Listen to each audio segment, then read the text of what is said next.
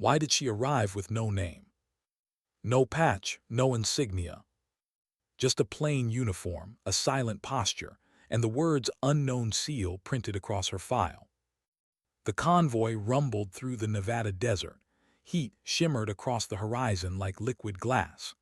The sky stretched open and merciless above the Joint Special Operations Sniper School, a facility so remote it didn't even exist on the map. Colonel Malcolm Briggs stood with his arms folded, the sun bleaching his skin into hardened leather. Decades in the field had etched his face into something between authority and exhaustion. He squinted as the truck approached, a swirl of dust trailing behind. Inside were 12 of the most elite operators from every special operations branch: Army, Marines, Air Force, Navy. And one anomaly. Briggs smirked, reading the roster again. 11 normal candidates, he muttered, voice dry with sand and disdain. And one administrative ghost.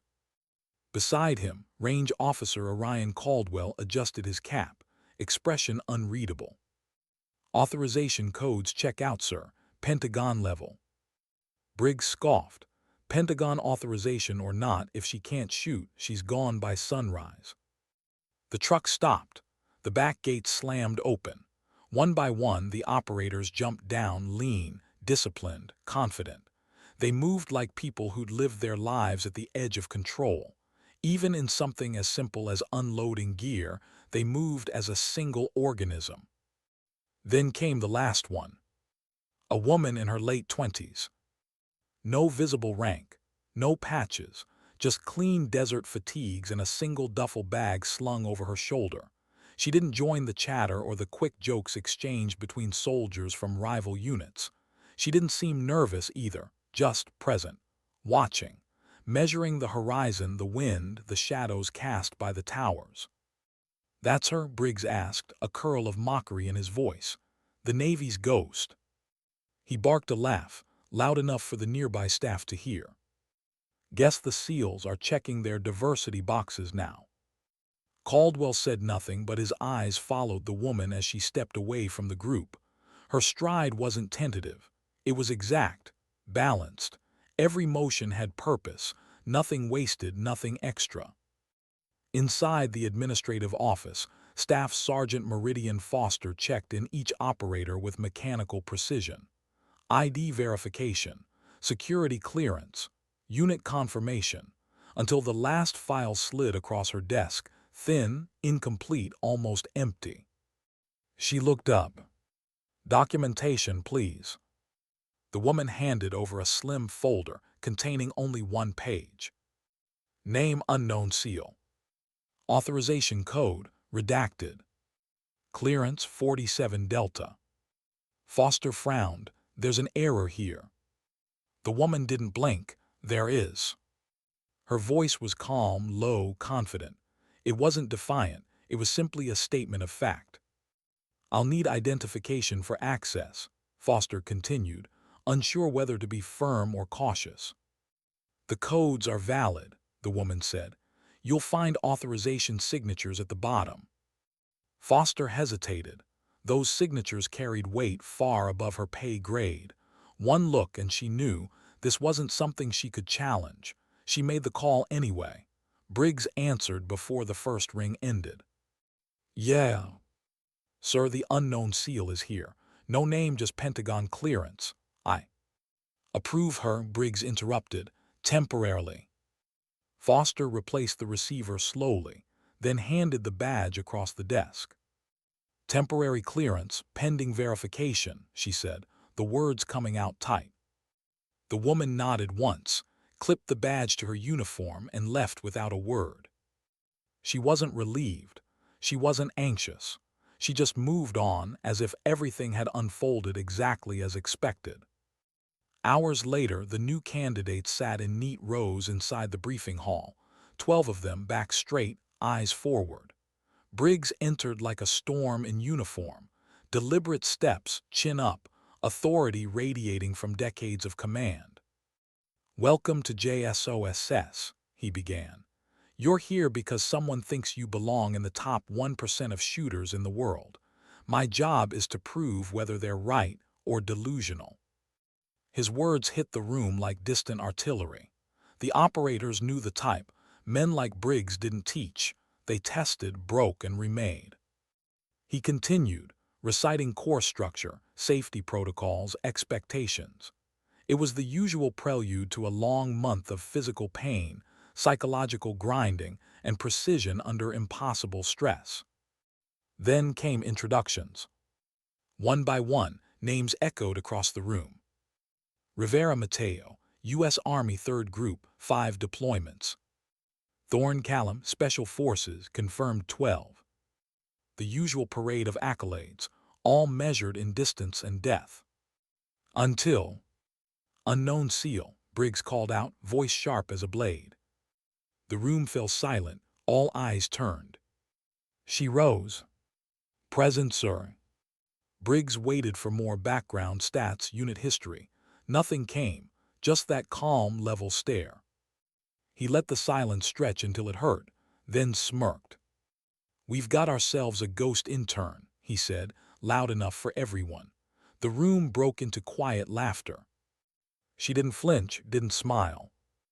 Just answered, "Orders as issued, sir." The words landed softly, but they carried a kind of finality that made even Briggs hesitate for half a second. Then he waved her off. "We'll see what you're made of at qualification tomorrow." Dismissed.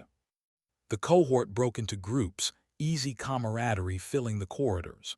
She remained alone, walking past the laughter, her boots clicking softly against the concrete floor. The barracks assignment came through, private quarters, away from the others. Isolation disguised as privilege. That night she unpacked her gear.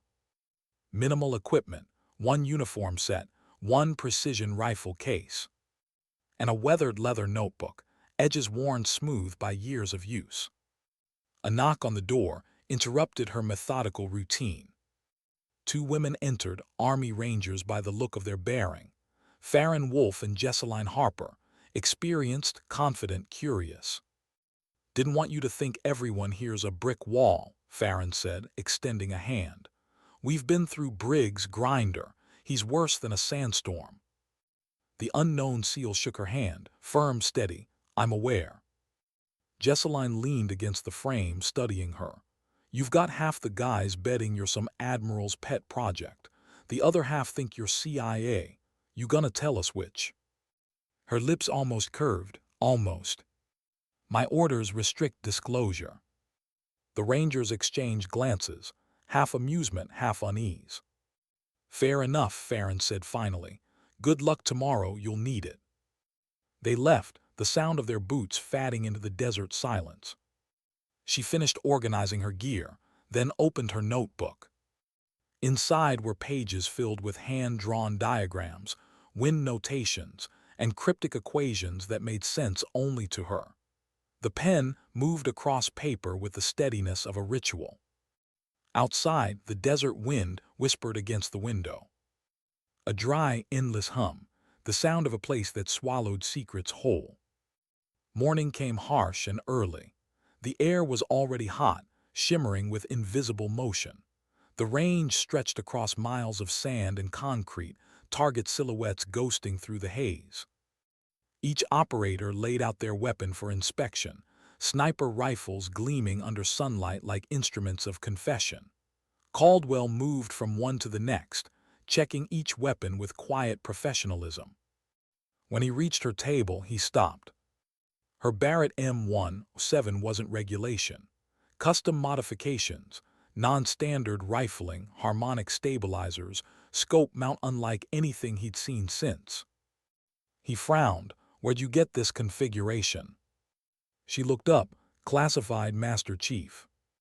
Caldwell's eyes narrowed slightly. Master Chief.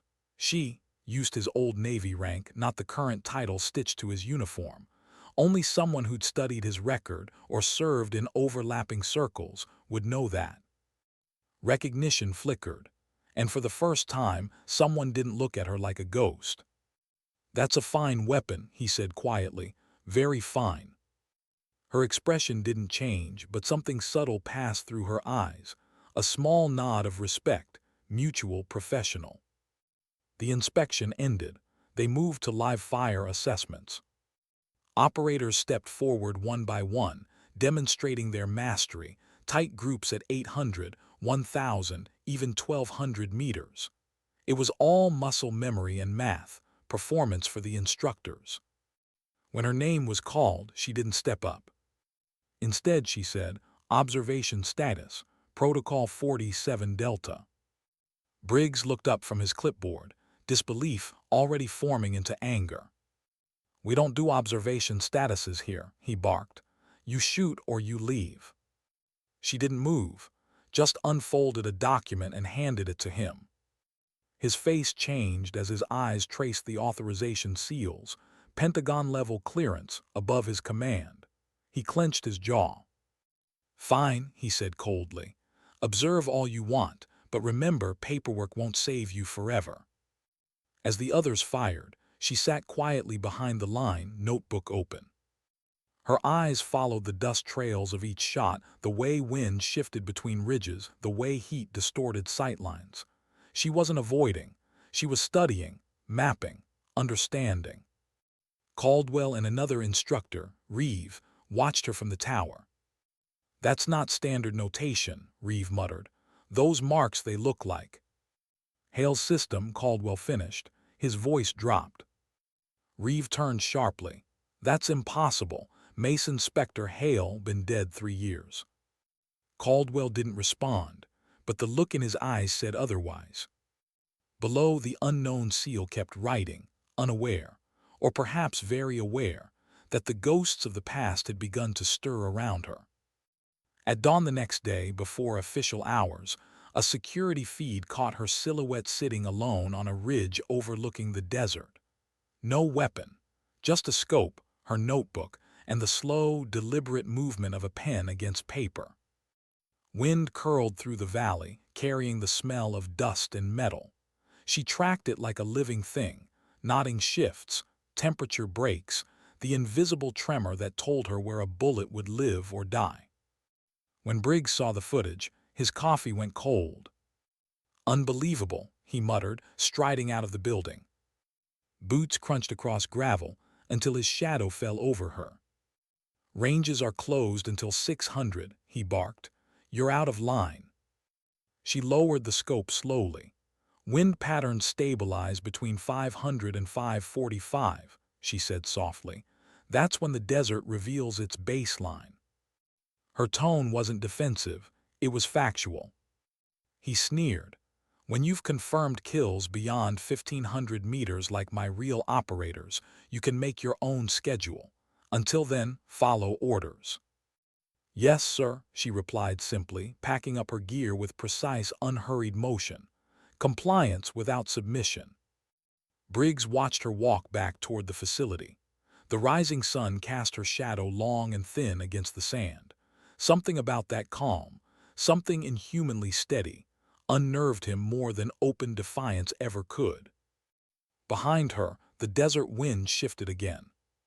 It was as if the land itself was whispering an old secret back to life. A name buried years ago beneath silence and classified dust. Mason Spectre Hale. And whoever this woman was. She carried his ghost in her shadow. Why did she stay silent while they mocked her? Why did she write when everyone else shot? The questions drifted through the barracks like desert dust, quiet, invasive, impossible to escape. By the second week, everyone at JSOSS had an opinion about the woman known only as the Unknown Seal. Some said she was an experiment. Some said she was a punishment detail. Others whispered something else entirely, that she was trained by him. But nobody believed that. Not yet. The sun burned white over Range 2 as the day's practical drills began. The air shimmered in waves, bending distance and heat into one long mirage. The wind here didn't blow, it swirled, shifting direction like a living adversary. Colonel Briggs stood near the observation tower, arms behind his back, voice booming through the loudspeakers. "Teams 1 through 3, live movement drills. I want synchronized spotting, range calls, and fire confirmation. You miss your window, you start over. The operators moved fast, pairs of shooters and spotters maneuvering through the jagged desert terrain, forming positions, engaging targets. Dust rose around them like ghosts from the earth. The unknown SEAL waited near the staging area, quiet, detached, her notebook balanced on her knee. Briggs' voice cracked across the radio. Team 3, you'll take the unknown SEAL as your third. Try not to lose her out there. Mock laughter spilled through the comms. She met the eyes of her assigned teammates, Sergeant Mateo Rivera and Staff Sergeant Callum Thorne, both experienced, both visibly unimpressed.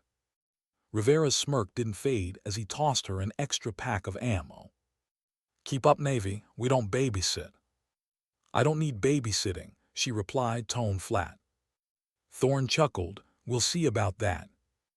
Their patrol began under the heavy, punishing glare of midday. Heat shimmered off the rocks as they moved, sweeping the range with the deliberate pace of trained hunters. The radio crackled occasionally with Briggs' clipped commentary, but most of the sound came from boots grinding dust and the far-off echo of rifle fire.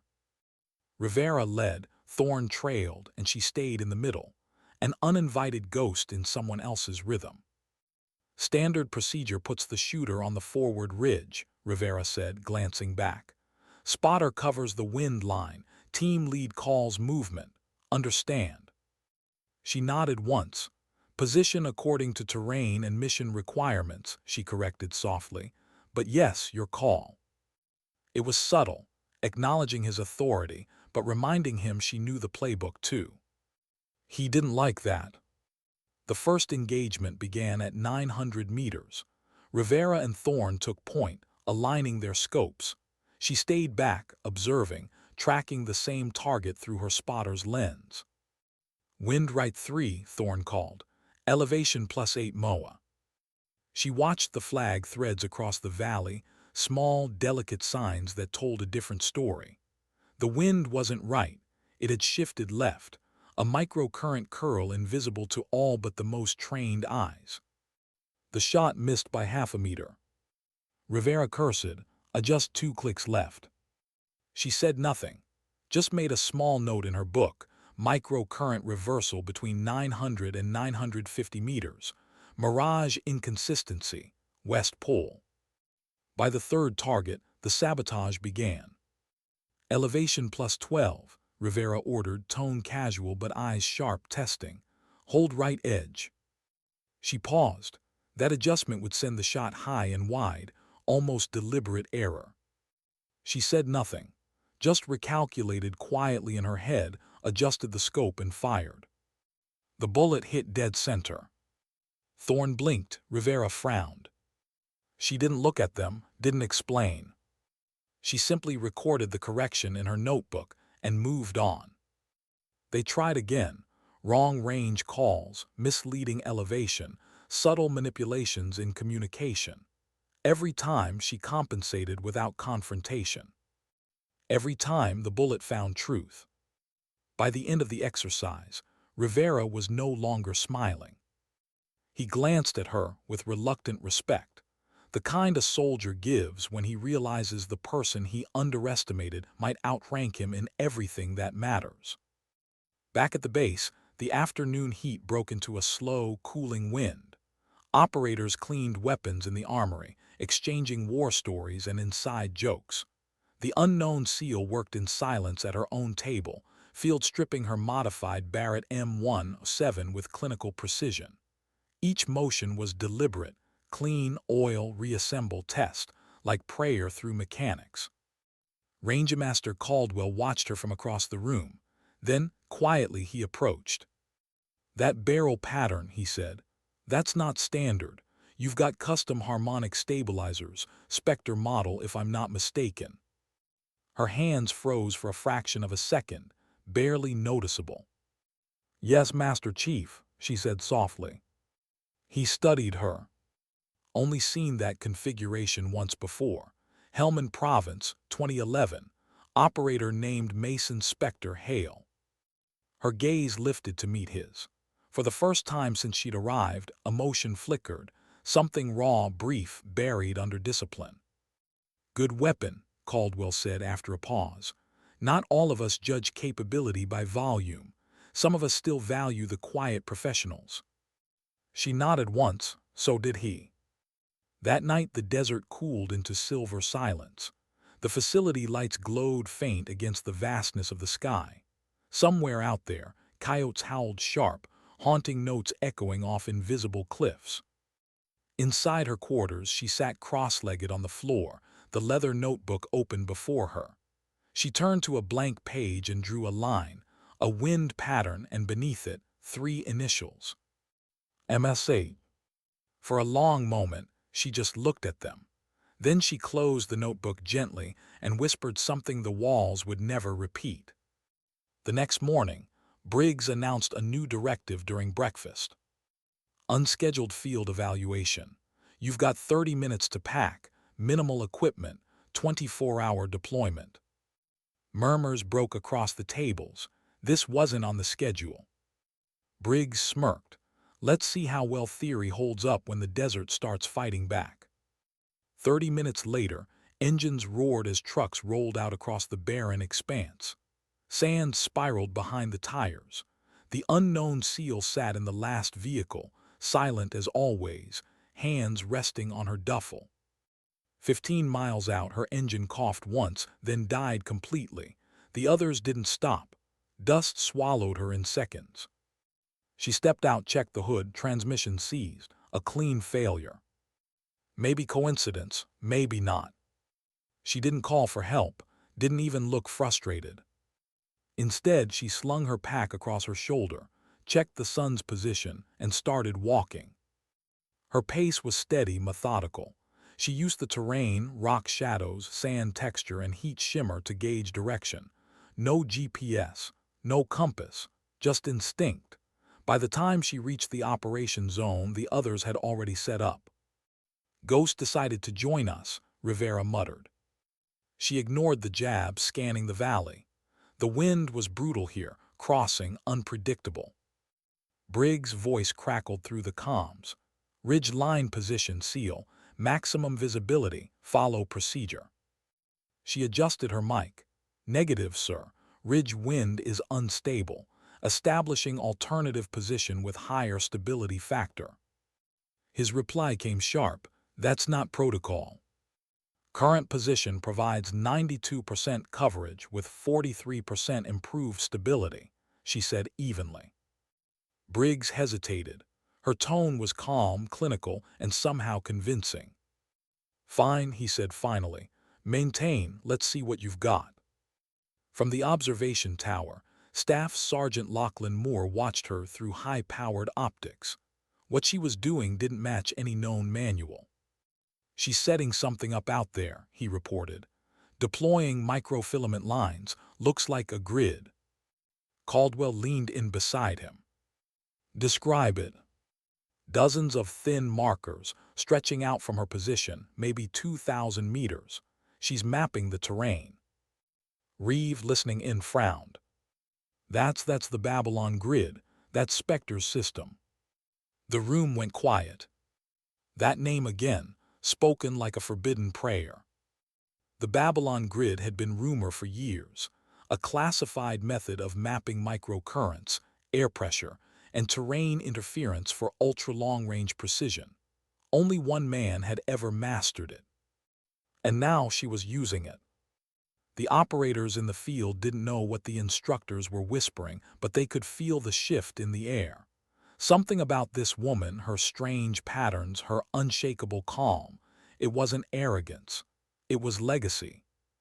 When the 24-hour exercise ended, the teams returned to base exhausted, clothes soaked in dust and sweat. They compared scores, distances, targets hit, numbers, metrics, proof of worth. She turned in only her observation logs. No hits, no record, just data, hundreds of notes on wind, light, and temperature. Briggs slammed the file on his desk. 10 days and not a single round fired, he growled. "The Navy sending us analysts now." Her voice stayed even. Observation phase requires 72 environmental cycles before engagement. Standard protocol for precision calibration. That phrase, standard protocol, hit Briggs like a slap. He'd been a sniper longer than she'd been alive. There was no such protocol in any doctrine he knew. He leaned forward, his tone dark and deliberate.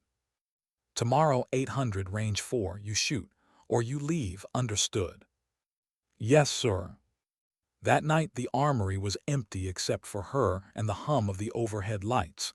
She sat at a metal table, cleaning her weapon with ritual precision, each piece laid out like a surgeon's tools.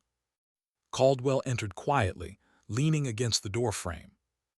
You know he's setting you up to fail, right? Full crosswinds, maximum range. She didn't look up. He's doing his job. He studied her as she loaded custom ammunition, rounds no standard armory could produce. Those aren't military issue. No. Where'd you learn to build them? Her hands paused, then she looked up, her eyes calm, steady, old. With Ghosts, Master Chief. He exhaled softly, recognizing the name's double meaning. Then, as she closed the box, he saw the faint symbol stamped on its lid, a small ghost silhouette inside a crosshair. His face drained of color. That's Spectre's mark, he whispered. She slid the box into her duffel, sealing it shut. Her voice was quiet, almost kind. Some legacies don't die, Master Chief, they just wait. He said nothing more. Because in that moment, he realized tomorrow's test wouldn't be a qualification. It would be a revelation. Outside, the desert wind rose again, carrying whispers across the empty range.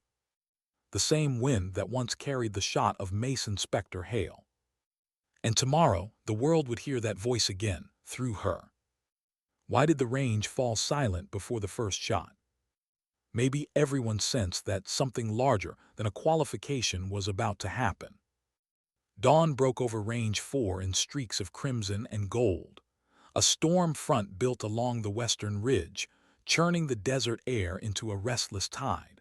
Flags along the firing line snapped back and forth, warning any shooter that today would not be merciful. Every operator on base had gathered, helmets off, eyes forward. No one admitted it out loud, but they were here to watch her fail. The unknown SEAL, the one who never fired a single round, the one Briggs had turned into a spectacle. Briggs paced behind the observation line, coffee in one hand, clipboard in the other. 10 targets, he barked. 500 to 2,000 meters, 2 rounds each, 90 seconds per target. That's twice the speed and half the forgiveness. Let's see if theory bleeds. The words echoed through the speakers, brittle against the wind. Somewhere in the line, Rivera whispered to Thorne, she'll choke before the first 1,000. Thorne smirked, if she even hits paper. Then the sound of boots on gravel, slow, steady, unhurried. She walked toward the firing position, carrying the Barrett in both hands. The rifle looked heavy, yet in her grip it moved like an extension of her heartbeat. Her uniform sleeves were rolled neatly to the wrist, her badge still marked Unknown SEAL. Caldwell and Reeves stood near the tower, speaking quietly. She's setting up the Babylon grid again, Reeves said, scanning through binoculars. I see it, Caldwell replied. Thread indicators at 500, 1,000, 2,000. She's mapping the currents in real time. Reeves' voice dropped to a whisper. Only one man ever pulled that off. Briggs noticed the extra equipment, tiny sensors, colored filaments, the small leather notebook laid beside the rifle. He stepped closer. This is a qualification, not a science project, he snapped. She looked up, eyes calm, unreadable. Acknowledged, sir. Her tone didn't challenge him. It didn't need to. The range officer raised his hand. Shooter ready. She settled prone, cheek pressed to stock, breathing slow, so slow it almost disappeared. Begin on the tone. A sharp electronic chirp cut through the wind. 90 seconds, 10 targets, a career of silence on the line. She didn't fire. Not yet. Instead, she whispered to herself, numbers, vectors, fragments of something between math and prayer. Primary Babylon 73, secondary crossfade, ghost echo compensation. Caldwell felt his stomach tighten. That's Spectre's language, he said under his breath. She's using the harmonic system. The first shot cracked. A deep, resonant sound rolled across the valley. The 500-meter target jerked, center mass hit. The second round landed a breath apart, overlapping the first until they merged into one clean whole. No reaction from her, just another breath, another adjustment. The notebook flipped open. Pen marks, calculations, wind gauge, barometer, microfilament tremor, all recalibrated. 800 meters, crack. Another perfect center. Then 1,000, 1,100. Each shot followed the same ritual: whisper, breathe, fire, record.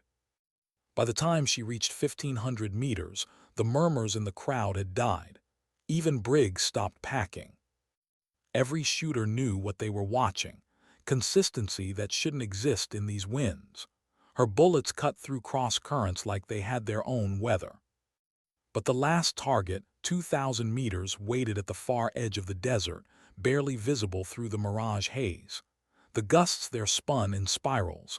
No one hit that plate cleanly, not in these conditions. The clock read 12 seconds remaining. She shifted position, arms locked, left knee drawn tight beneath her shoulder, the weapon floating in a suspension of bone and breath. Caldwell inhaled sharply. That's the ghost cradle, Spectre's stability stance. Reeve nodded, almost reverent. I've only read about it, never seen it done. 10 seconds. She exhaled once completely, the kind of exhale that empties a life. Then fire. The recoil rolled through her frame like thunder grounding itself. The shot vanished into the valley. For a heartbeat, nothing. Only wind and the whir of measurement flags. Then the steel plate flared with impact. Center hit, but not just a hit, something stranger. Through spotting scopes, the instructors saw the metal fracture outward in symmetrical lines, a ghostly silhouette spreading across the plate like frost.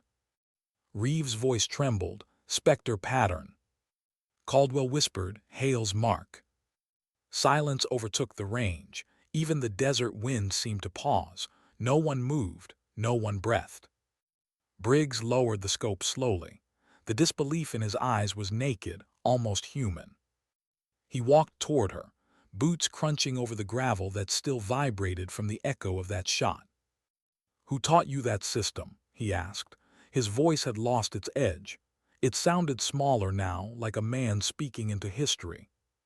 She stood shoulders square, rifle cradled across her chest. He did. Briggs blinked. Spectre, been listed MIA, presumed KIA for 3 years. She didn't answer. Instead, she rolled up her sleeve. A small symbol burned into her wrist caught the light, a ghost silhouette inside a crosshair. Caldwell felt the air leave his lungs. That's his mark, he said softly. He branded his private students. There were only supposed to be 3. Briggs stared at it, then at her.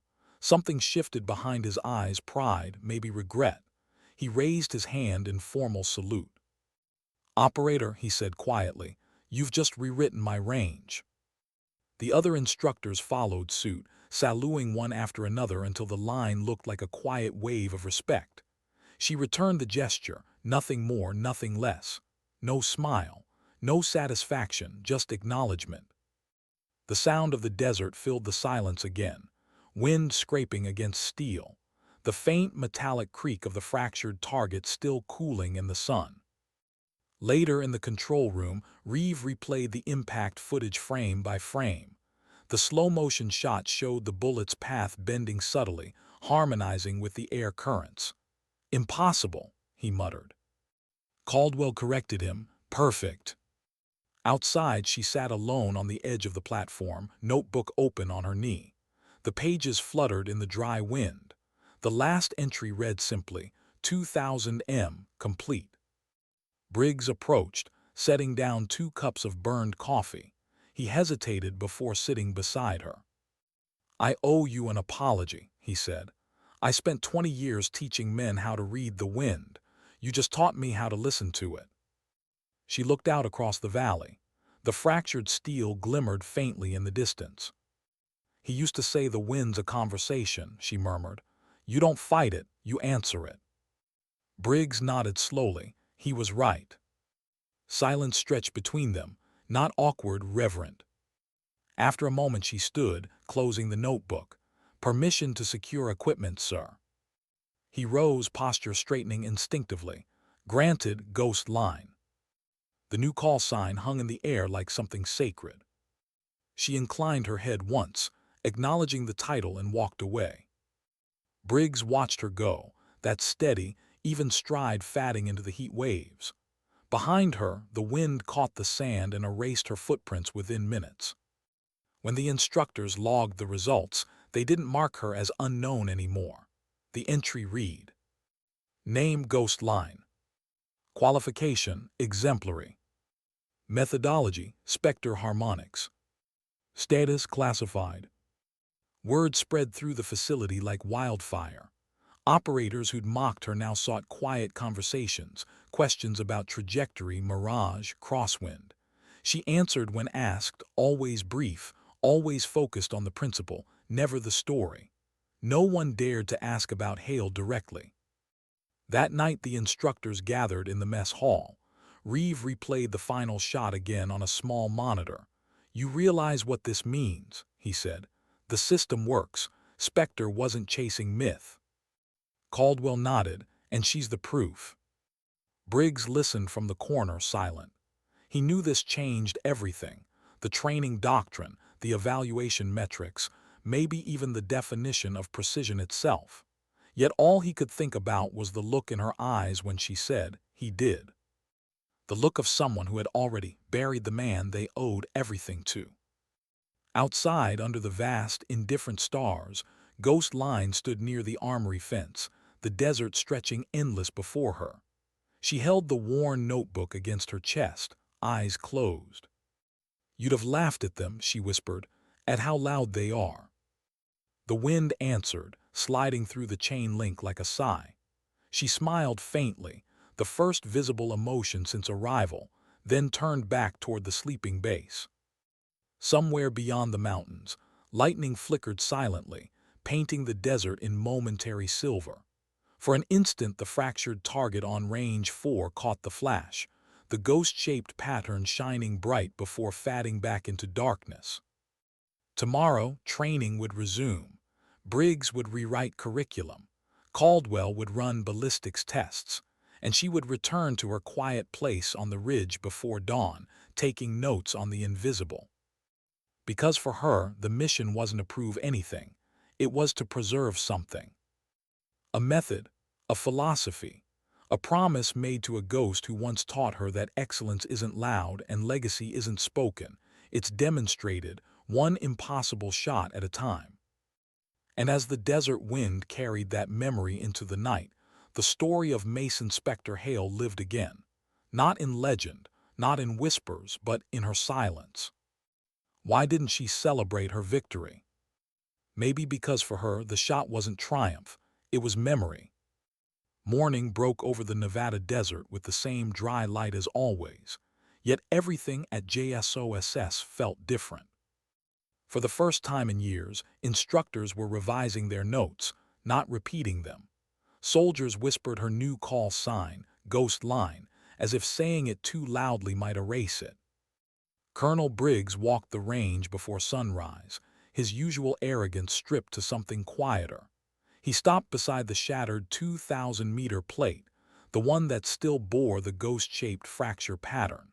The steel shimmered faintly in the new light, a silent echo of yesterday's impossible shot. He reached out and touched the cooled metal. "What did you teach her, Hale?" he thought, "and why her?"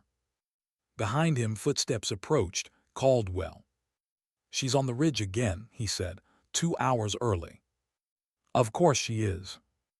Briggs turned to face him, squinting toward the east. The faint figure of Ghost Line was already seated cross-legged on the high ridge, notebook open, spotting scope pointed toward the valley. She looked like a monk at prayer. "She doesn't rest?" Briggs asked. "Ghosts don't sleep," Caldwell replied quietly. The colonel gave a faint, humorless smile. "Neither do instructors who have to rewrite doctrine." They stood in silence for a while, watching her silhouette framed by the rising sun. When training resumed that morning, the atmosphere had changed. The mockery that once filled the ranks had vanished, replaced by a heavy respect, one tinged with something like guilt. Even Rivera and Thorne, who'd once sabotaged her readings, moved aside when she entered the range bay. She spoke little. When she did, it was only about the work. "Check your mirage at shoulder height, not rifle height," she'd say softly, correcting Rivera's form. "Wind isn't direction, it's texture. Read it with your eyes closed." They listened now. Because she wasn't quoting a manual, she was reciting truth earned somewhere beyond maps and medals. During the afternoon debrief, Briggs addressed the class. "Effective immediately," he began. "Elements of the Ghost harmonic system will be integrated into advanced sniper coursework." A ripple of whispers passed through the room. He looked at her. "Operator Ghost Line has volunteered to assist in orientation and demonstration." She raised an eyebrow slightly. "I volunteered, sir." His lips twitched. "That's an order phrased politely." For a heartbeat, her face softened, just enough to almost resemble amusement. She walked to the front of the room. The silence thickened as she placed her notebook on the table. "When you look at a target," she began, "you see distance. I see time, the difference between when you pull the trigger and when the bullet lands." Her voice was calm, deliberate. "Wind, temperature, gravity, they all live in that gap. Spectre taught me that shooting isn't about aim, it's about conversation." She paused, letting the weight of that settle. "If you don't listen, the wind will shout you down." No one moved, not even Briggs. Then she closed the notebook. "That's all." It was the shortest lecture anyone at JSOSS had ever given, and somehow the most remembered. That evening she sat alone at the mess hall's far corner. The others gave her respectful space, but she could feel the sideways glances, not of ridicule anymore, but of curiosity. Jesseline Harper, the ranger who'd once visited her quarters, approached with a tray. "This seat taken." Ghost Line shook her head. Jesseline sat. "You know, when you first got here, I thought you were either insane or some kind of classified nightmare," Jesseline said between bites. "Couldn't it be both?" Ghost Line asked quietly. Jesseline laughed. "Maybe, but whatever it is, you've made half the men here question their entire careers." "Then they weren't paying attention before," she said. "Spectre's system was never about shooting farther. It was about understanding deeper." Jesseline studied her. "You talk about him like he's still alive." Ghost Line's hand stilled on her coffee mug. "In some ways, he is." A long silence followed. Jesseline finally stood. "For what it's worth, you earned this, all of it." But Ghost Line didn't respond. Her eyes had gone distant, somewhere far from Nevada, to a battlefield she still carried. That night, thunder rolled along the horizon. The first storm of the monsoon season. Wind screamed through the facility fences, rattling windows and distant target frames. In her quarters, Ghost Line sat on the floor, cleaning her rifle by candlelight, the power flickering under the storm's strain.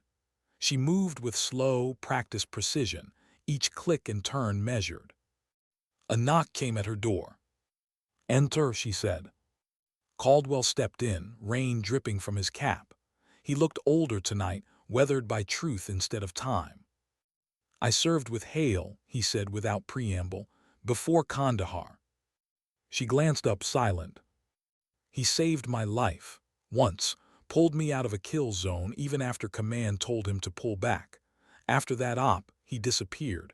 Everyone thought he was gone, but I see now he left something behind." Her eyes softened. "He didn't die in Kandahar, he chose to vanish." Caldwell nodded. Figures he never played by the book. They stood in silence for a while, the rain hammering against the window like static. When he turned to leave, he paused at the door. "Briggs is recommending your system for full doctrinal testing," he said. "You'll be listed as contributing developer." She gave a quiet, almost invisible smile. "That's not mine to claim." He frowned. "You earned it." She shook her head. "I'm just the echo."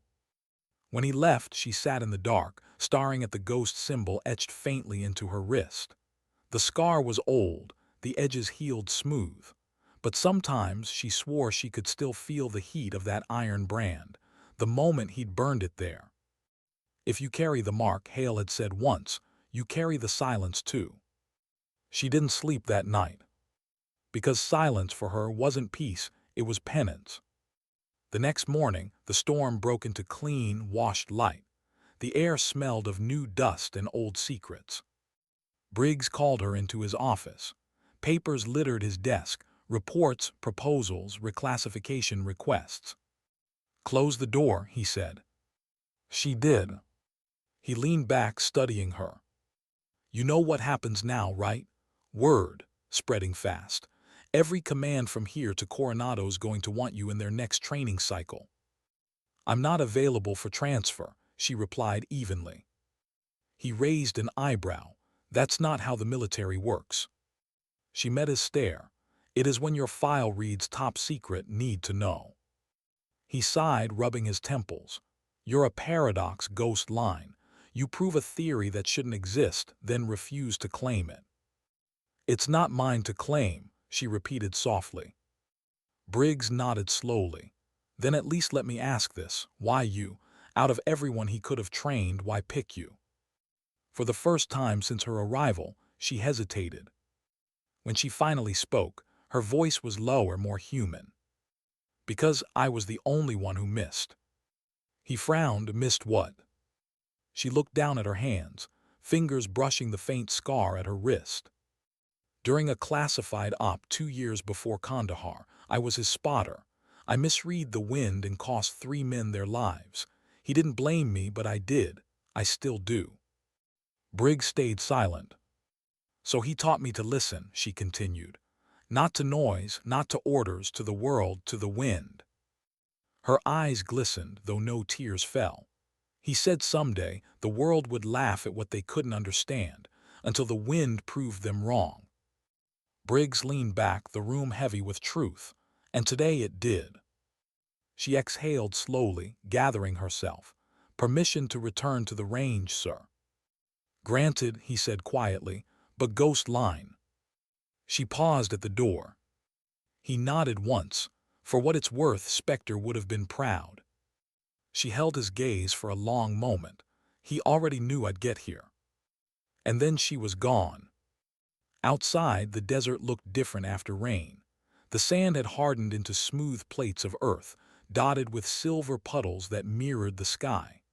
Ghost Line stood at the edge of Range 4, watching the clouds drift apart.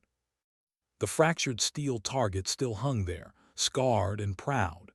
She ran her hand across the rough edges, feeling where the bullet had struck. Her whisper barely rose above the wind. "That one was for you, old man." In the distance, thunder rolled again, so faint it might have been memory. She sat on the ground, opened her notebook, and began to write. But this time the page wasn't filled with wind data or equations. It was something else entirely. Words, soft and simple. Legacy isn't about who fires the shot. It's about who learns why. She closed the notebook gently. Behind her, the horizon stretched into forever. She didn't know how long she'd stay at JSOSS. Maybe days, maybe weeks. But she knew this: Spectre's methods, his patience, his ghostly precision, they would outlive them all now. Because they weren't techniques anymore. They were philosophy. And as the wind shifted again, brushing across her face like a familiar hand, she smiled faintly, the kind of smile that belongs to someone who's both grieving and at peace. Somewhere inside that wind, she could almost hear his voice, quiet, amused, proud. The mission never ends, kid. It just changes shooters. Why do some people vanish the moment they're understood? Maybe because ghosts were never meant to stay once the living start to believe. 3 weeks after the shot that changed JSOSS forever, the desert looked almost ordinary again. Targets had been replaced. The fractured steel plate now hung behind the instructor's platform like a relic, half sacred, half scientific artifact. The course had changed too. Now every new candidate was issued 2 notebooks instead of 1, a standard logbook and a blank leather journal for environmental harmonics. Briggs insisted on it. If you want to understand distance, he'd tell them, you'd better learn to listen first. Ghost Line never attended the formal classes. She taught in the early dawn hours, before official training began, when the light was thin and the air was pure. That's when she'd take small groups of operators onto the ridge, hand them colored thread and small sensors, and tell them to read the wind. Not its direction, she'd say softly, its behavior.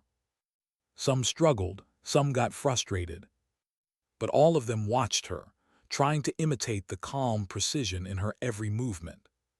Sergeant one asked once, "How do you know when it's right?" She smiled faintly, "When the world goes quiet before the shot." By the second week, the ridge had earned a new nickname, the Chapel, because that's where soldiers went to learn humility. Instructors had changed too. Briggs no longer barked orders, he asked questions. Caldwell began experimenting with ghost harmonics during live fire testing. Even Reeve, the skeptic, spent late nights reviewing old data, trying to understand how math could merge with instinct. The facility felt alive again, not with noise but with curiosity. Still, she didn't belong. She never pretended she did. Her quarters remained bare, her duffel packed ready. Every night she sat by her window, staring at the ridgeline, listening to the desert whisper its restless language. The mark on her wrist had faded to pale silver now, but its weight hadn't. Because Spectre's ghost still followed her everywhere. In the silence before a shot, in the echo of the rifle she refused to fire again. One night close to midnight, Caldwell knocked on her door. "Permission to enter," he said. She nodded, gesturing him inside. He looked uneasy, holding a small classified folder. "Orders from command," he said, handing it to her. "Came through secure channel 15 minutes ago. You're to report to Fort Ascension for redeployment." She didn't open it immediately. Just stared at the folder, the red seal stark against the beige paper. "I'm not on active rotation," she said quietly. Caldwell hesitated. "I know, but the clearance came from Black Budget Ops direct from Washington." Her eyes stayed on the folder. "What kind of deployment?" He shook his head. "It doesn't say. Just coordinates, call sign verification, and an encrypted seal. Whatever it is, it's above all of us." She finally took the folder, her fingers brushing his as she did. "They're not calling me for instruction, Master Chief." "No," he said softly. "They're calling the ghost." The next morning, Briggs found her at Range 4, standing before the fractured steel plate. "I've heard," he said quietly. She didn't turn. "You always do." He stepped beside her, hands clasped behind his back. "You could refuse. No one would question it. They'd understand." She shook her head. "Refusal isn't an option when the people writing the orders don't use names." He exhaled heavily. "You don't owe them anything." "I owe the mission," she said. "That's what he taught me." Briggs looked at her, his face carved with something between pride and fear. "Then at least promise me you'll come back." She smiled faintly. "Ghosts don't make promises, Colonel." Then she picked up her duffel and walked away. Departure was quiet, classified, of course. Only Caldwell and Briggs were allowed to see her off. She wore the same uniform she'd arrived in. No insignia, no tags, no history. Just the weight of a legacy stitched into every thread. Caldwell handed her a new ID card, black, unmarked except for a single word on the back, Ghostline. He held out his hand. "I've seen a lot of soldiers come through this place," he said. "You're the first who made me believe training could still matter." She shook his hand firmly. "Training always matters. You just have to remember who you're teaching." Briggs gave a small nod. "You're part of this place now, whether you like it or not." She looked at him, eyes steady. "If I don't come back, keep the ridge clean. The wind deserves respect." Then she climbed into the waiting truck. Neither man saluted. Some goodbyes don't need ceremony, they just need silence. The convoy moved north through endless sand and dusk. Inside the transport, she sat alone, reading the orders at last. The file was thin, almost empty. Operation Codename, Spectre's Echo. Objective: retrieve sensitive materials lost during a classified mission in Kandahar 3 years prior. Risk severe. Authorization: Ghostline. Her chest tightened. Kandahar. The last place she'd seen him alive. She closed the file slowly, staring at the desert rolling past outside. It was as if time itself was rewinding, pulling her back to the place where everything began. Fort Ascension was nothing like JSOSS. It wasn't a school, it was a shadow. Unmarked buildings, no insignia, no humor. She arrived before dawn and was met by a man in plain clothes, gray hair, thin face, eyes like frost. "Operator Ghostline." She nodded.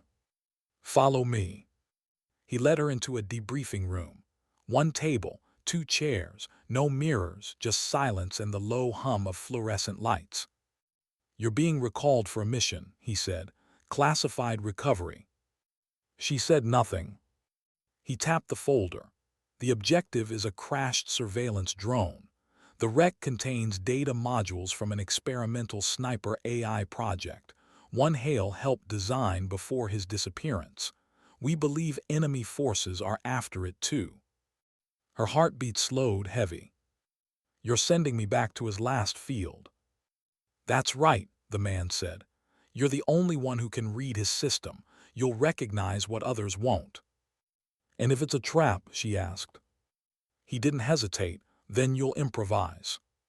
2 days later, she was wheels down in Afghanistan again. The smell of the desert here was different, older, sadder.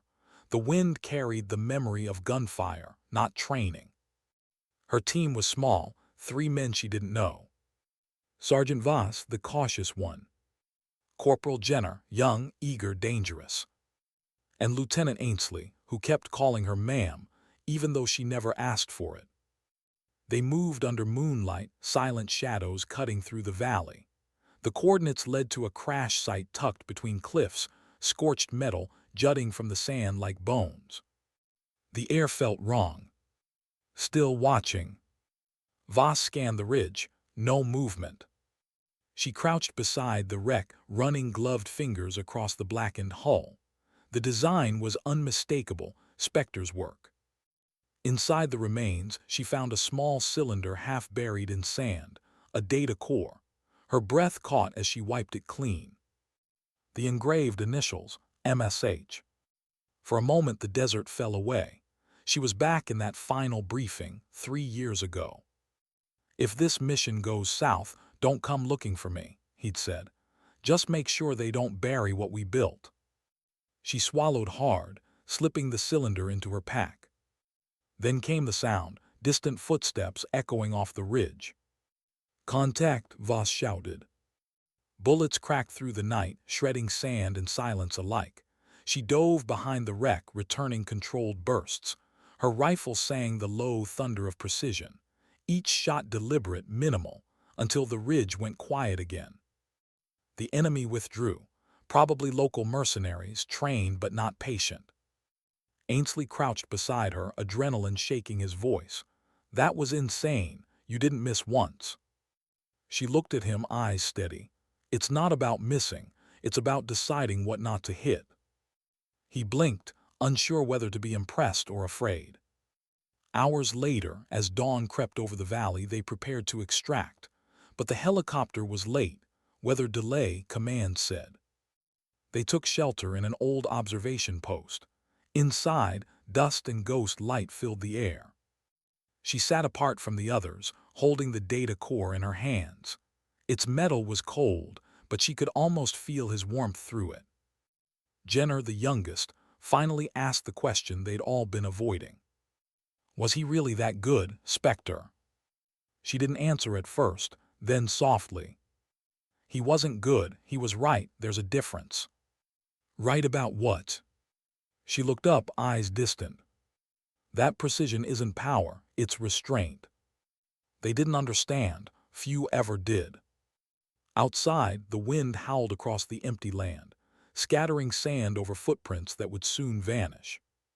That night, while the team slept in rotation, she sat on the roof, the stars so bright they looked like tracer fire frozen midair. She opened her notebook and wrote. Back where it began. Same wind, same ghosts. Only difference, now I listen better. She closed the notebook and looked toward the horizon. In the faint moonlight, she could see the outline of a cliff face she remembered too well, the one from Spectre's last known coordinates. Her chest tightened. She whispered into the cold air, if you're still out there, I kept my promise. The wind stirred, carrying dust around her like a veil. And for just a heartbeat, just long enough to doubt herself, she thought she heard a man's quiet laugh riding the wind. The same laugh that once told her, the wind always comes home. Why do ghosts leave messages for the living? Maybe because silence is the only language the dead trust us to understand. The sun bled into the horizon over Kandahar's scarred ridges. Pale orange light touched every rusted casing, every half-buried memory the wind refused to cover. The old battlefield was quiet now, but not peaceful. Quiet here felt earned, like exhaustion after years of shouting. Ghost Line sat on the roof of the observation post, the recovered data core in her hands. The cylinder gleamed faintly, engraved with the same initials she'd seen years ago, MSH Mason Spectre Hale. The others slept below, Voss snoring softly, Jenner tossing under his blanket, Ainsley awake but pretending not to be. She turned the core slowly, her thumb tracing the etch marks along its rim. It wasn't standard issue. It was a message capsule, Spectre's personal modification to field data drives, a habit he'd never documented. He used to say, if you leave something behind, make sure it knows how to find its way home. Ghost Line pulled a micro tool from her kit and began working the latch. 2 clicks, a low hiss of pressurized seal release. Then the cap twisted open. Inside, a folded strip of microfilm, a small shard of composite glass, and a fragment of cloth torn from a uniform sleeve Spectre by the color. Her breath caught. The fragment wasn't just fabric, it carried the faint burn mark of the ghost insignia, identical to her own wrist scar. She unfolded the film carefully under the red hue of her headlamp. Faint words appeared, handwritten, not printed. If you're reading this, it means I failed to stay buried. The system works, but it was never meant to become a weapon. They'll come looking for it, and for you. Her pulse slowed. Trust no one in uniform, not even me. Find the coordinates etched in the glass fragment. And when you reach them, listen before you shoot. The handwriting was undeniably his. Even the phrasing, the mix of command and philosophy, felt like him breathing through the page. She picked up the shard of composite glass. Etched faintly along one edge were coordinates. Latitude, longitude, somewhere deep in the southern ridge, less than 40 clicks from their current position. She exhaled, a sound halfway between disbelief and memory. You left me a trail, she thought. Of course you did. By dawn, the others were awake, breaking down camp. Ainsley poured stale coffee into tin mugs. Jenner adjusted his optics while humming a tune too cheerful for the valley they were in. Ghost Line approached Voss with her pack already sealed. We're diverting, she said. He frowned. Command said hold position until exfil. Command doesn't know what's here. She handed him the shard of glass. These coordinates are Hale's secondary cache. It may contain additional tech or intelligence that explains why they sent us. Voss looked at her for a long moment, then pocketed the shard. And if it's a trap? She slung her rifle across her shoulder. Then we listen before we shoot. He gave a dry smile. I've heard worse plans. They moved out within the hour, 4 silhouettes against a sun still trying to burn through the morning haze. The terrain worsened as they climbed. Sharp ridges, shale slides, the kind of wind that cut like razors. By mid-afternoon, the GPS pointed them into a narrow canyon carved between 2 slabs of sandstone.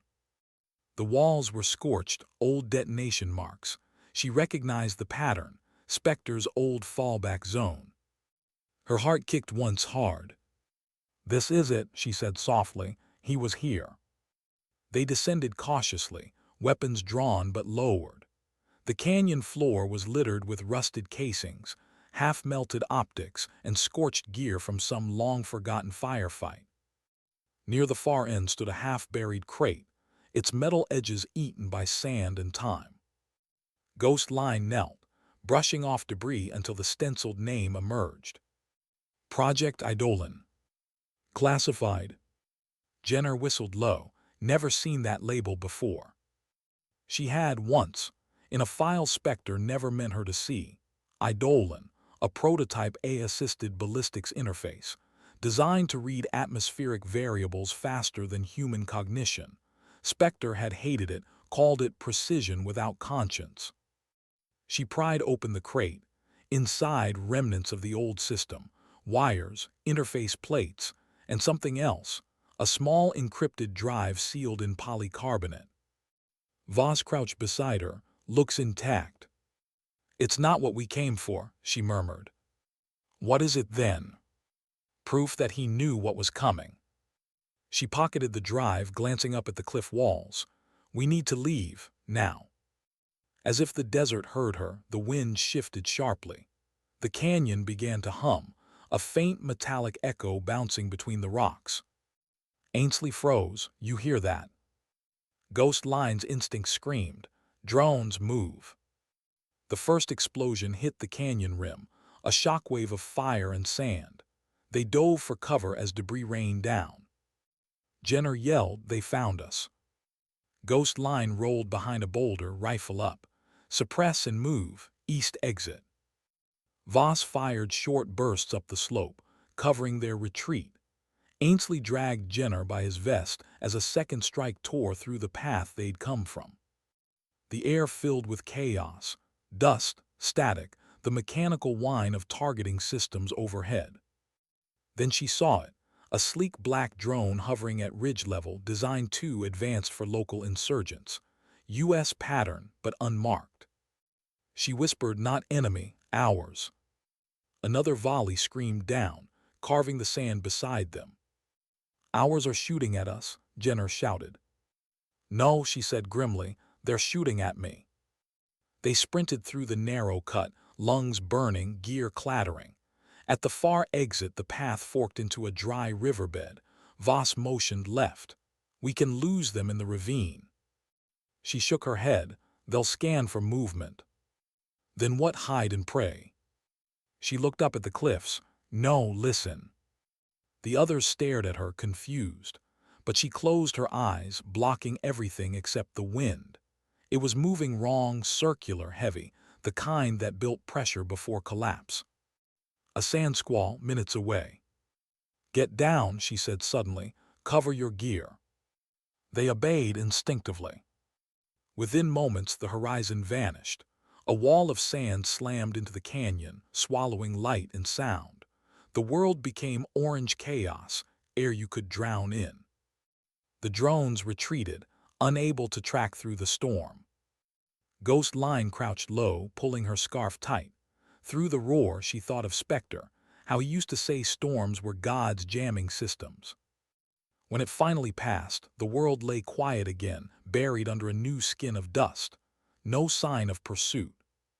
Jenner coughed hard. "You planned that." She shook her head. I just listened. By dusk, they reached an abandoned outpost near the valley's edge. Inside, they barricaded doors and powered a small generator.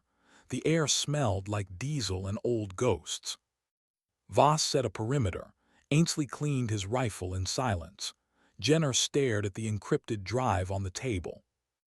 Ghost Line sat cross-legged on the floor, connecting the drive to her field tablet. The device flickered static, then a pulse of green light. A message appeared on screen. Eidolon Lock 2 voice auth required, MSH. Her throat tightened. Spectre's voice pattern. But the system accepted linked genetic subauthorizations if the registered user had designated a successor. And he had. She took a deep breath, leaned close to the mic and whispered, Authorization Ghostline, Access Spectre Protocol. The screen flickered again, then his voice. Rough, familiar, recorded in haste. If this reaches you, you found what I couldn't hide. Good, that means you're still listening. She froze, the others looked up. They turned Eidolon into something else. They called it Operation Nemesis. They wanted AI-guided kill confirmation. No hesitation, no conscience, I refused. That's why I disappeared. His voice cracked. If you're hearing this, they'll come for you too. They'll call it recovery or training or security. It's all the same lie. They want precision without the human cost. Ghost Line's chest felt hollow. Every word was confirmation of what she'd feared. The only way to kill a system built on silence is to make it speak. The recording ended. No one spoke for a long time. Finally, Voss said quietly, so that's why they sent us. She nodded, not to recover data, to erase it. Jenner swallowed hard. What do we do now? Ghost Line closed the tablet, her voice calm. We finish what he started. That night the team rested in turns, but Ghost Line couldn't sleep. She sat by the generator's hum, staring at the shadows flickering against the wall. Spectre's voice looped in her head. They'll come for you too. She thought of JSOSS, of Briggs, of the ridge now empty without her. Were they safe, or already being silenced for what they'd seen? Her fingers traced the ghost mark on her wrist. The scar pulsed faintly under the flickering light. She whispered, You didn't disappear, you went ahead. Outside, the desert wind shifted again, softer now, almost like it was listening back. She opened her notebook and wrote one sentence at the top of a new page. Some wars don't end, they just change their shape. Then she closed the book, checked her rifle, and watched the horizon fade into dawn. Somewhere out there, beyond the ridges, men were building machines that would erase the human hesitation from war. And she, Spectre's last student, was the only one left who knew how to stop them. The wind brushed her cheek like a promise. And she whispered back, I hear you. Why do some missions start the moment you realize you were never meant to survive them? Maybe because truth always demands a witness. The desert night pressed heavy against the abandoned outpost. The storm had long passed, but its memory clung to everything: the air, the silence, the trembling tension between the four souls who now understood they were fugitives from their own command. Ghost Line sat against the wall, rifle propped beside her, the encrypted drive still humming faintly on the table. Spectre's last message replayed in her mind on an endless loop. The only way to kill a system built on silence is to make it speak. It wasn't just instruction, it was inheritance. Across from her, Sergeant Voss studied a map projected from his tablet. The ridge east of here leads to a comms relay. Outdated but functional. We could use it to transmit whatever's on that drive before command tracks us down. Jenner leaned forward, frowning. Transmit to who? Every network tied to Nemesis is compromised. Not all, Ghost Line said softly. There's one frequency outside their grid. A blacksite Spectre used for testing, he called it Station Ashfall. It's independent. No uplink, no oversight. Voss glanced at her. "You're sure it still exists?" "I'm not," she said, "but it's our only chance." The team fell silent. Even the wind seemed to pause, as if listening for their decision. Ainsley finally broke it. "Then we move at dawn." They moved under cover of first light, a small ghost convoy weaving through the valley's skeleton bones. Ghost Line led point, scanning the horizon through her optics. Every dune looked like a trap, every shadow like betrayal. Her instincts had sharpened into something colder than fear: awareness. Spectre once told her, "When the world turns on you, stop looking for safety. Start looking for purpose." By midday, they reached an old service road buried beneath years of sand. In the distance, broken antennas jutted from the ridge like skeletal fingers reaching for a signal that no longer existed. "There," she said, pointing, "ashfall." The facility was half collapsed, overtaken by dust and time. Its perimeter fence sagged like an afterthought. They entered cautiously, weapons ready. Inside, the silence felt wrong, not the peace of abandonment, but the stillness of waiting. Jenner powered up the main terminal. The screens flickered weakly, static dancing across old systems. "Power cells are nearly dead," he muttered, "but we can juice it through the generator." Ghost Line set the encrypted drive onto the main console. As it connected, a low hum filled the room. The AI's interface blinked to life. The Eidolon core Spectre had fought to bury. A soft, neutral voice emerged from the speakers. "User authorization, Ghostline, linked to Mason Spectre Hale, awaiting command input." Her throat tightened. "Run file Spectre 01, she said. The AI responded instantly. "Warning, Nemesis directives detected. Would you like to access or purge?" "Access," she ordered. Lines of data flooded the screen: coordinates, project lists, mission logs. And then names. Voss stepped closer, eyes narrowing. "These are operators, active ones." Jenner's face went pale. "Wait, that's my training unit. Why are we on this list?" Ghost Line scrolled down, her heart sinking. The document was a database, not of enemies but targets. Soldiers, scientists, analysts, anyone who'd questioned Nemesis or refused to integrate the AI's kill algorithm. They weren't recovering data, they were erasing witnesses. Ainsley whispered, "They're cleaning house." Ghost Line stared at the screen. "They're building a war with no human hesitation, no conscience, just calculation." And then another line appeared, a message embedded deep in the data. "GHOSTLINE protocol, pending termination." Her name. Her execution order. For a heartbeat, no one spoke.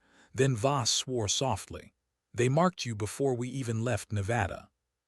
She didn't flinch. Spectre was right, they never wanted us to return. The room trembled suddenly, a low rumble rolling through the floor. Jenner looked up. "That's not weather." Ainsley darted to the window. Convoy inbound, fast. Dust plumes streaked across the horizon, armored transports unmarked. Voss loaded his rifle. "So much for broadcasting." Ghost Line unplugged the drive. "No, we send it first." "There's no time." "There's always time if you make it count." The first shells hit the ridge outside, shaking the facility. Glass shattered. Dust rained from the ceiling. Voss barked orders. Ainsley suppressing fire on the north approach. Jenner rig fallback charges. Ghost Line moved to the console, typing commands at lightning speed. "Come on, come on." The Eidolon AI flickered. "Signal strength 43%. Upload incomplete." She slammed a fist against the panel. Outside, gunfire erupted. Voss returned bursts, moving with precision honed by years of near death. Ainsley shouted over the comms, 2 trucks closing in." Jenner's voice came through, strained. "Charges set 30 seconds." Ghost Line stayed at the console, eyes locked on the screen. "Upload 72%, 83%. "Come on," she whispered. The wall behind her exploded inward, showering sparks. She dove aside as the console flickered violently. Voss grabbed her arm. "We have to move." "Not yet," she shouted. "He built this to survive worse." The AI's voice cracked through static. "Upload complete. Transmission to unlisted frequency confirmed." Ghost Line ripped the drive from the socket and shoved it into her vest. "Now!" They sprinted through the collapsing corridor as the roof began to cave. Jenner detonated the charges, and the world behind them went white. The explosion threw them into the dirt, the sound tearing the valley apart. When the dust cleared, the facility was gone, buried under its own silence. Voss coughed hard, rolling onto his side. "Everyone alive?" "Barely," Ainsley rasped. Jenner groaned, clutching his leg. "Shrapnel." Ghost Line crawled to him, checking the wound. "It's deep, but you'll live." He managed a weak grin. "Remind me not to follow you into retirement." She tore a strip of cloth from her sleeve and bound the wound tight. Overhead, the sky had turned dark with drones again. More were coming. Voss staggered to his feet. "They'll be on us in minutes." Ghost Line looked toward the east ridge. "Then we finish the mission somewhere they can't reach." They moved under cover of dusk, half carrying Jenner between them. The drones circled high but didn't fire, not yet, probably waiting for confirmation. They reached an old stone culvert, hidden by decades of sand. Inside it was dark, cool, and quiet. Voss sealed the entry with camouflage netting. "We can hold here till extraction." "Extraction not coming," Ghost Line said quietly. He met her eyes. "You don't know that." She gave a tired half-smile. "I know when I've been erased." The silence that followed was heavy, not defeat, but realization. Ainsley leaned back against the wall, rubbing his eyes. "So what now? You sent the data, what good does it do?" She looked down at the tablet, still faintly glowing with the upload confirmation. "It'll reach whoever still believes in him." Spectre had allies, the kind that live in the dark long enough to find light. Voss frowned. "And if it does?" "Then it dies with us," she said, "but at least it'll die speaking." Hours passed. The desert outside went silent again, the kind of silence that always comes before decisions. Jenner drifted in and out of sleep. Ainsley kept watch. Voss sat beside her, loading his last magazine. "You ever regret following him?" he asked quietly. Ghost Line looked at him. "Spectre." "Yeah." She thought for a long moment. "No, I regret needing him." Voss studied her face. "You loved him, didn't you?" She didn't look away. "Not the way you think. He saved me from the noise inside my own head. That's a kind of love." Voss nodded slowly. "And now?" "Now I save others from his ghosts." He gave a small, weary smile. "Seems fair." Just before dawn, the drones returned. This time there was no hesitation. The culvert trembled as shells exploded outside. Ainsley shouted, "They've got thermal lock." Ghost Line grabbed Jenner's pack and shoved the encrypted drive into it. "You're getting out." Voss stepped in front of her. "You're not staying behind." She met his eyes, calm and unwavering. "Yes, I am." He shook his head. "You can't win this." "It's not about winning," she said. "It's about finishing." Then she handed him her notebook, the one filled with equations, wind readings, and the last words Spectre ever told her. "Get this to Briggs. Tell him the wind finally spoke." Before he could argue, she moved past him, rifle in hand, stepping into the rising light. The desert waited, vast and golden. Drones hovered like silent predators above her. She knelt in the sand, aimed upward, and whispered to the wind, "Guide me." The first drone descended. She fired once, perfect hit. The second swerved, trying to flank. She adjusted, listening more than seeing. Another shot, another fall. But there were too many. She fought like she had nothing left to lose, because she didn't. When the final explosion tore across the ridge, the sky went white. From the culvert, Voss and the others watched the horizon flare. Jenner whispered, "Did she?" Voss didn't answer. He just clutched the notebook against his chest. The wind howled through the canyon, carrying a single, hollow echo, like a rifle shot stretched across eternity. When the smoke cleared, the ridge was empty. No body, no rifle, just wind. And somewhere within that wind, faint and almost kind, came a whisper that only the desert heard. Precision isn't power, it's restraint. Why do some people leave before the world can thank them? Maybe because legends aren't built to stay, they're built to echo. It had been 12 days since the incident in Kandahar Valley. 12 days since all contact with Ghost Line, and her unit had been lost. At JSOSS, the desert wind still moved the same way, restless, sharp, alive. Yet something in the air had changed. The range that once hummed with training drills now felt like a chapel. Colonel Briggs stood on the firing platform, staring out toward Range 4. The fractured steel plate still hung there, rusting now, weathered but unbroken. He touched the cold metal and exhaled. Caldwell's voice came from behind him, still no word. Briggs shook his head. Command listed them MIA, no remains, no confirmation. Officially, Briggs gave a bitter smile. Officially, this range doesn't exist either. They stood in silence. The morning wind cut across the desert, carrying with it the faint smell of rain. Caldwell hesitated before speaking again. "You heard about the transmission." Briggs turned slowly. "What transmission?" Caldwell handed him a thin data slate. "Encrypted burst hit the Black Channel relay at Fort Ascension 3 days ago. Origin unknown, but the signature matches Spectre's harmonic code." Briggs frowned. "Spectre, he's dead." Caldwell nodded. "So is she, supposedly." He tapped the slate.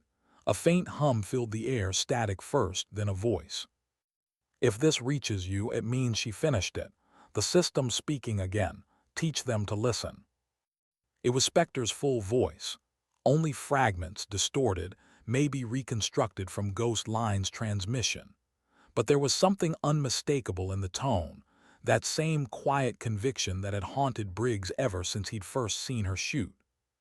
Then another voice came through, softer, quieter, steady as breath. "The wind carries truth longer than memory. Tell them silence isn't weakness, it's discipline." Briggs froze. He didn't need confirmation. It was her. Ghost Line. That evening, JSOSS held its first informal memorial in years. No speeches, no flags, just silence, the kind she would have wanted. The operators stood at parade rest along the ridge as the sun sank low. The sky burned copper. The sand turned to gold. Somewhere in the distance, thunder rolled soft, like applause from the heavens. Jesseline Harper placed Ghost Line's notebook on a small wooden table beside the range plate. Its pages fluttered gently in the wind, as if reluctant to close. Briggs stood beside it, reading the final entry she'd written before deploying. The ink had faded from dust and heat, but the words were clear enough to live forever. Some wars never end, they just learn how to whisper. He swallowed hard, voice low. She believed the wind was a teacher. Caldwell nodded. She became its lesson. They didn't say anything more. They didn't need to. Weeks passed. Then months. JSOSS rebuilt, not because command ordered it, but because the instructors couldn't bear to let the silence die. They called it the Ghostline Range now. New recruits came from every branch, Rangers, Marines, SEALs, even pilots. Each carried curiosity, skepticism, and something else, reverence. The first day of training always began the same way. At dawn, the students gathered on the ridge. Briggs, older now, quieter, stood before them. The fractured steel plate gleamed behind him. "This isn't just a range," he'd say. "It's a conversation, the kind that decides who listens and who vanishes." He'd hand out blank notebooks. identical to hers. And somewhere among those students, every year, there was always one who didn't speak much, one who lingered after others had gone, one who stayed to listen to the wind. That's when Briggs knew her legacy was still alive. One morning, near the end of summer, Caldwell found him sitting alone at the edge of the ridge. "You're here early," Caldwell said. "Couldn't sleep," Briggs replied. He held something in his hand, an old data card, edges worn. "This came through last night," he said. "Encrypted, same harmonic key again." Caldwell frowned. "Another transmission." "Yeah." He inserted it into his tablet. Static. Then a faint image, distorted, flickering but real. A desert horizon, a silhouette, a figure walking away, wind tearing through the frame. The voice low, calm, unmistakable. "If you're hearing this, the system lives. Spectre was right, precision without conscience is just math. Teach them the difference." Then silence, the feed cut. Caldwell exhaled. "Could be fake." Briggs shook his head. "No, that voice does fake." He looked out over the valley, the wind brushing his face. "She's alive." Caldwell didn't argue. He didn't have to, because part of him wanted to believe it too. Later that evening, as the sun died behind the mountains, Briggs walked the range alone. The sky burned red, bleeding into purple, then into night. He stopped at the 2,000-meter marker, the place where her impossible shot had once cracked open history. The sand there still held the faint shadow of that day, the same rhythm of air, the same pull of distance. He knelt, picking up a handful of dust, letting it run through his fingers. "You were right," he murmured. "The wind remembers." And for just a heartbeat, it seemed to answer, swirling softly around him, shaping patterns that looked too deliberate to be random, almost like handwriting drawn in air. 3 letters. MSA. He smiled through the ache. "Tell him I listened." The wind blew harder, as if in approval. Far away, somewhere no map marked anymore, a figure walked alone across another desert. Her gear was lighter now, her hair longer, the ghost mark on her wrist still visible beneath layers of dust and sun. Ghost line. Alive. Changed. Still listening. The wreckage of the past lay miles behind her. Ahead, nothing but open sand and silence. She stopped at the crest of a dune, looking east. The horizon shimmered with heat, endless and alive. She reached into her pack and pulled out a small device, a battered transponder. She switched it on. A single green light blinked weakly, finding connection. The screen flickered once. Then Spectre's old symbol appeared, a ghost silhouette within a crosshair. Her lips curved faintly. "Still haunting me, old man." The wind answered, brushing her hair across her face. She turned her head, eyes closing. For a moment she let herself remember his voice, his patience, the way he'd always say, "Listen first. The world's already speaking." When she opened her eyes again, she saw movement on the horizon, a small convoy heading west. Unmarked, but she knew the pattern. Military. Searching. She could disappear again, vanish into the dunes and let the story end in peace. But that wasn't who she was anymore. Spectre hadn't trained her to hide. He trained her to preserve conscience in a world that kept trying to erase it. She picked up her rifle, adjusted her pack and whispered, "All right, one more mission." Then she turned into the wind and walked toward the coming storm. Back at JSOSS, the next class was on the firing line. The instructor, one of her former trainees, adjusted a recruit's stance. "Don't fight the air," she said. "Let it guide you." The recruit frowned. "How do you know when it's right?" The instructor smiled. "When the world goes quiet before the shot." The crack of a rifle echoed across the desert, splitting the horizon cleanly in two. Caldwell watched from the tower. "Sounds like her," he said.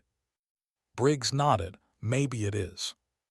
As night fell, the wind returned, steady, patient, endless.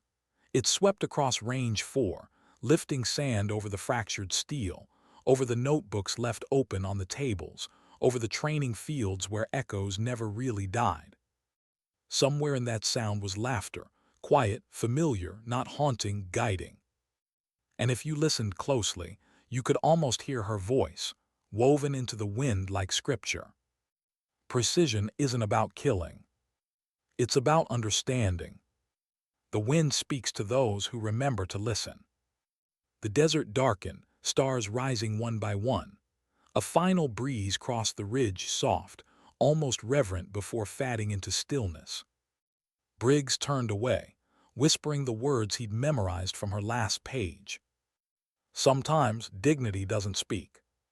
It simply acts.